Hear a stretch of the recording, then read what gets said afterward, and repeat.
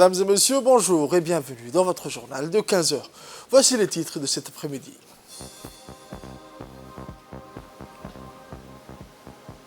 Après Diki, le Premier ministre poursuit sa tournée régionale à Ali Sabihi en quête de l'amélioration des échanges entre le peuple et le gouvernement. Au Nouvel Mondial, Antonio Guterres dénonce la famine à Gaza et appelle un cessez-le-feu. Les détails dans cette édition de 15 heures. Le journal au complet à présent, mesdames et messieurs. Le gouvernement de Djibouti condamne vigoureusement l'attaque terroriste qui a eu lieu au Crocus City Hall, en banlieue de Moscou, le vendredi 22 mars, revendiquée par l'organisation État islamique. Cette attaque a causé la mort d'au moins 133 personnes et a blessé de nombreux autres. Djibouti exprime sa solidarité avec le peuple russe et présente ses sincères condoléances aux familles des victimes. Le gouvernement djiboutien réaffirme son engagement à lutter contre le terrorisme et appelle à une coopération internationale renforcée pour traduire en justice les responsables de cet acte. En cette période de deuil, Djibouti reste aux côtés de la Russie dans un élan de solidarité et de fermeté contre l'obscurantisme et la violence.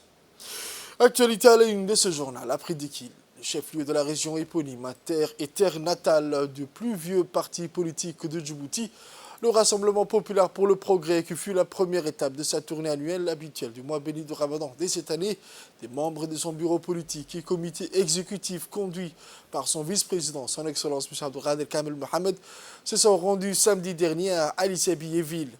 Dans son périple, le Premier ministre et deuxième homme fort de cette entité politique, à la tête des affaires de la nation djiboutienne, était accompagné par le ministre du Budget, M. Ousmane Ibrahim Roble, le ministre du Commerce et du Tourisme, M. Mohamed Barsam Medirié, le ministre de l'Intérieur, M. Saïd Nour Hassan, arrivé à Askar au milieu de l'après-midi. Les membres de cette forte délégation d'officiels de haut rang ont été accueillis chaleureusement par le préfet de la région, M. Abdel Malik, le président du conseil régional, M. Shalmarka Hassan Alale, le deuxième vice-président de l'Assemblée nationale, M. Omar Ahmed Ouaïs, du doyen des députés, M. Abdi Khair Rebouh, et de ses collègues parlementaires, Mme Filsan Abdoulaye, Hassan Omar Absi. Tous représentants des habitants de la région de l'institution du pouvoir législatif. Le Premier ministre et vice-président du RPP et ses accompagnateurs, membres de son comité exécutif, au bureau politique, ont été reçus dans le salon de réception de la résidence du représentant du pouvoir public. Ils ont entamé des brèves discussions avec les membres du gouvernement, les députés et les autorités régionales qui leur ont souhaité la bienvenue dans la ville principale de leur région, Askaville. Quelques instants après, le Premier ministre a mis profit de sa présence à Ali Sabihi en procédant à la décoration de M. Daher Absi Aouled, plus connu sous le nom de Rajbash, avec la médaille de chevalier de l'Ordre national de Vassedjoin. Ce dernier est considéré comme le pionnier de l'agriculture du village agricole de Assamo et des surcroîts de l'ensemble de la région. Une distinction ou reconnaissance amplement méritée par celui-ci qui avait créé à la fin des années 80 la première surface cultivée de cette localité rurale, devenue célèbre pour sa production agricole de fruits et de légumes de toutes sortes. Les traditions éleveurs et nomades à son tout début, les habitants du secteur l'avaient taxé d'homme insensé. Quelque temps après avoir vu et goûté les premiers fruits de son labeur, que les habitants ont compris l'utilité de creuser et de cultiver la terre. Au micro des médias nationaux, l'agriculteur a décoré et a remercié solennellement le président de la République, son Excellence le Hadj Ismaël Marguelé, qui a signé le décret ordonnant la remise de cette honorification qui va réjouir les membres de la coopérative agricole de Assamour et l'ensemble de Assadjouk. À l'issue de la remise du symbole de cette reconnaissance nationale, le Premier ministre et vice-président du parti du Rassemblement populaire pour le progrès et ses accompagnateurs ont fait immersion dans l'usine de cimenterie d'Ali Sabihi pour une prise de contact avec le directeur général de la cimenterie locale, ses ingénieurs et l'ensemble de ses autres agents à l'œuvre dans cette unité industrielle lourde.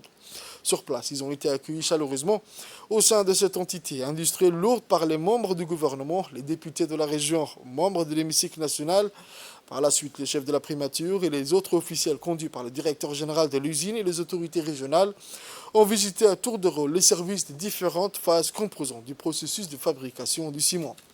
Premièrement, la première phase qui porte sur la production du ciment à partir du clinker produit sur place, son cage ou mise dans le sac, son emballage ou mise dans le sac et son chargement dans les camions de livraison à destination de la capitale, Djibouti-Ville et les autres régions avoisinantes. Sachant que le ciment est un liant hydraulique fabriqué à partir du clinker obtenu pour la combinaison chimique à très haute température de calcaire et d'argile. Le clinker est ensuite broyé avec des ajouts dans des proportions très précises qui donneront au ciment des caractéristiques spécifiques.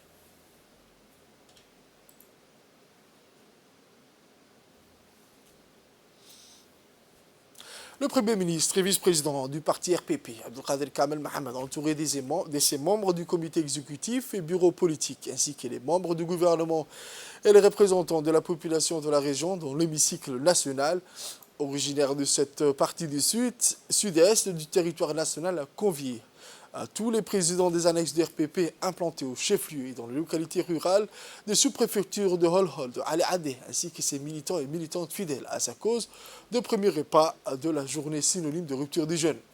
Puis aux premières heures de la soirée, juste après la prière de Trawih, suivie de la prise collective du dîner avec l'ensemble des membres de la grande famille politique du RPP, le Premier ministre et vice-président du parti au pouvoir entouré de ses membres, des membres du comité au bureau politique, les membres du gouvernement et des parlementaires régionaux ont eu des pourparlers de proximité avec tous les présidents des annexes du RPP. Un dialogue traditionnel entre les membres dirigeants et les militants, les partisans ou sympathisants de tout genre et tout âge de plus vieux partis politiques de la nation qui avaient fêté ses 45e anniversaire d'existence le 4 mars dernier, une longévité exceptionnelle d'un parti politique au pouvoir sur le continent africain. Cette rencontre de proximité a permis aux chefs de tous les sièges ou annexes du grand parti RPP d'exposer les réalisations d'ordre social en matière d'infrastructures multiformes édifiées et de présenter par la même occasion les souhaits forts des habitants de leur secteur d'influence. Quant au président du conseil régional, M. Chamark Hassan Alale, il a fait remarquer que les ministres natifs de la région, les députés, les élus locaux, en passant par les hommes et femmes militantes ou sympathisants de toujours, sont tous unis comme les doigts d'une seule main. Cette rencontre solennelle a débuté par les interventions des parlementaires. L'honorable député Suleiman Dahir Bile a ouvert les discussions et a remercié la population de la région d'Ali Sabié pour leur accueil et leur hospitalité envers la délégation du Premier ministre, son Excellence M. Abdelkader Kamel Mohamed. L'honorable député Suleiman Dahir a conclu son intervention par une invocation par laquelle il a demandé au Seigneur Allah sa miséricorde et accordé la pluie ou le beau temps à cette région.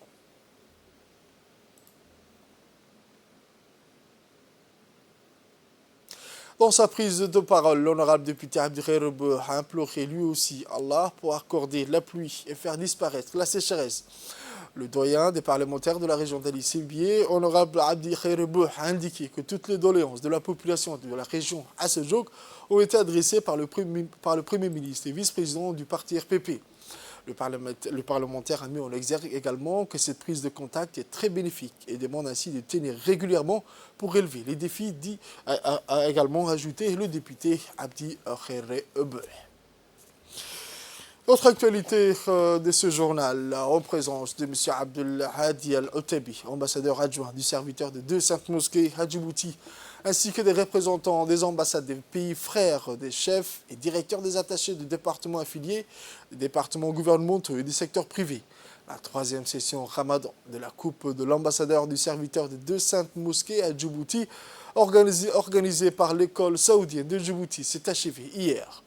Les activités sociales programmées visaient à promouvoir le partenariat communautaire, la communication culturelle et l'intégration entre les institutions à travers les activités sportives. Le tournoi a rassemblé 12 équipes représentant les organismes diplomatiques, éducatifs, gouvernementaux et le secteur privé. La finale opposant l'équipe de l'école saoudienne à celle de l'organisation Ijad a vu la victoire de cette dernière, remportant ainsi la Coupe du championnat avec un score de 3-2. Dans son discours, le Dr Hassan Al-Shehri, président du comité d'organisation, a exprimé sa gratitude envers l'ambassade du Royaume d'Arabie Saoudite à Djibouti pour son soutien généreux et son parrainage de la session du Ramadan, ainsi que de toutes les activités scolaires. Il a également remercié les commissions et la commission d'arbitrage pour leur excellente gestion des matchs du tournoi, ainsi que les équipes participantes et le public honorable pour leur coopération dans la réalisation des objectifs du tournoi. Les lauréats ont été honorés avec la coupe du tournoi ainsi que des prix pour le meilleur joueur, le meilleur gardien et le meilleur buteur. L'organisation impeccable de ce tournoi depuis son ouverture jusqu'à sa conclusion a été chaleureusement saluée par tous.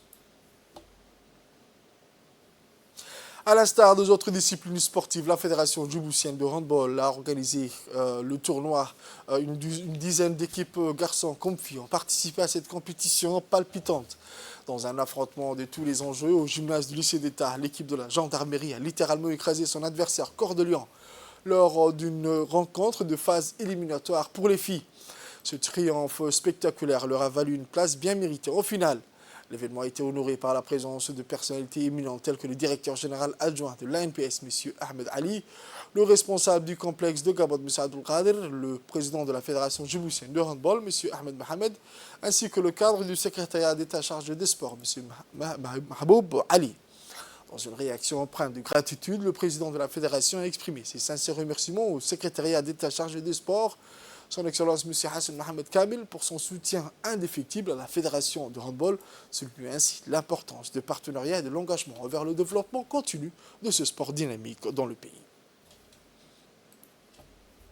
Ce mois béni du Ramadan est une période où les poissons sont très sollicités sur le marché local au nord. Malgré le gel, les pêcheurs de Tadjoura continuent d'approvisionner le marché en poissons tout en passant leur nuit à pêcher dans le coin le plus reculé.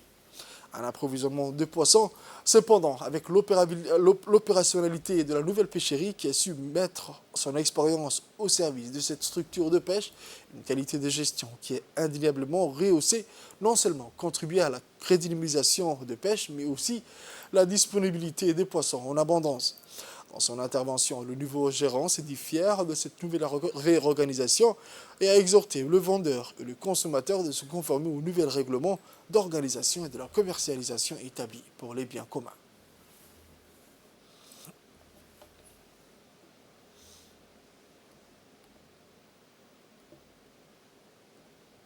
Toujours au nord, sous la bienveillance du ministère de la Jeunesse et de la Culture, la sous-direction régionale du MJC de Tadjoura s'est associée à la Ligue régionale de football pour donner vie à un événement sportif d'envergure, célébrant les valeurs du football et exprimant la solidarité envers le peuple palestinien. Le terrain de Harak, chargé de souvenirs mémorables, a été choisi comme l'endroit idéal pour les exploits sportifs qui allaient se dérouler. Une ambiance électrisante régnait dans l'air alors que les spectateurs, avides des sensations fortes, affluaient en masse pour soutenir leurs équipes favorites. Cette année, le tournoi de Ramadan a revêtu une signification particulière, rendant hommage à la Palestine et à son peuple meurtri. Dans un monde où l'esprit colonial persiste à Gaza et où des enfants et des femmes sont victimes de massacres, il est un devoir pour chaque être humain de se tenir aux côtés de ceux qui luttent pour la justice et la liberté. La cérémonie d'ouverture a été marquée par la présence de personnalités remarquables, parmi lesquelles figuraient le vice-président du conseil régional, le président de l'annexe du RPP de Tadjoura, les différents directeurs des corps éducatifs et des hauts cadres de Tadjoura.